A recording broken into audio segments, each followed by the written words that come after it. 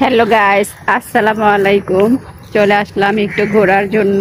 আসলে অনেক দিন বাসায় শুয়ে থাকতে থাকতে এমনি তো ব্যথা ছিল, আরও ব্যথা হয়ে গেছে।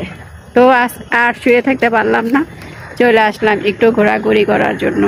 আসলে এত শুয়ে থাকা কিন্তু যায় না। তো যাই হোক, আপনারা সবাই জানেন আজকে আমি প্রায় 1.5 মাসের উপরে অসুস্থ।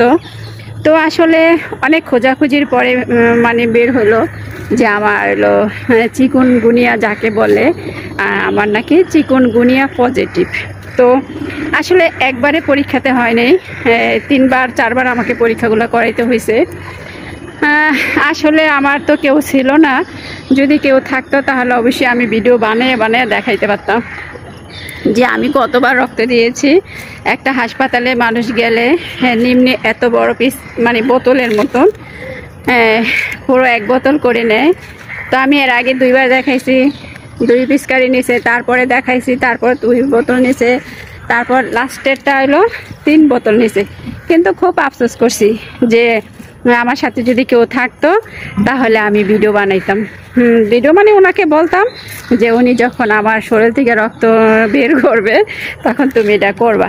তা আসলে ভাগ্য আমার খারাপ, আমার কেউ নাই, আমাকে একা একা যেতে হয়েছে, একা একাই ডাক্তার দেখাইতে হয়েছে, একা একাই থাকি, একা একাই খাই, এই আর কি আমার দিন যাচ্ছে।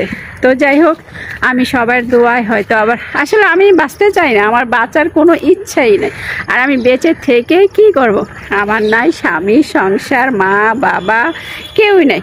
হয়তো ভাই আছে, 2টা ভাই আছে, ভাইদের সংসার নিয়ে, ভাই তার বোনকে নিয়ে থাকে না। ভাইয়ের সংসার আছে, বাচ্চা আছে, ভাইয়ের ফ্যামিলি আছে, তো যার যার সংসার নিয়ে। আর আমি বেঁচে থেকেই কি করব? বেঁচে থাকার থেকে মইরা যাওয়াটা মনে হয় আমার কাছে অনেক বেটার, যেহেতু আমার কান্দার লোক নাই। আমি যে মরে যাব, আমার জন্য কেউ কাঁদবে না, আমার জন্য কেউ শোকতাপ করবে না। যেহেতু আমার বাবা মা আমাদেরকে রেখে গেছে, আমরা কিন্তু আমার বাবা মাদের জন্য কান্নাকাটি করি, বাবা মার কথা খুব মনে পড়ে, তখন কিন্তু খুবই খারাপ লাগে। তো আমি মরে গেলে, মনে করেন আমি যদি মরে যাই, আমার ওই কান্নাকাটি করার কেউ নেই। সেক্ষেত্রে আর কি, আর আমার ভালো লাগে না। কারণ কি, একা জীবন যে কত কষ্টের, যে একা আছে শুধু সেই বোঝে যে একা থাকার কি কষ্ট বা কি জ্বালা। ঠিক আছে, যাই হোক, কি বলবো, আল্লাহ যদি আমাকে একা রাখে, কিছু করার নাই। সবার মনে একটা আশা আকাঙ্ক্ষা থাকে, হয়তো আমার মনেও একটা আশা আকাঙ্ক্ষা ছিল, হয়তো এখন আর নেই।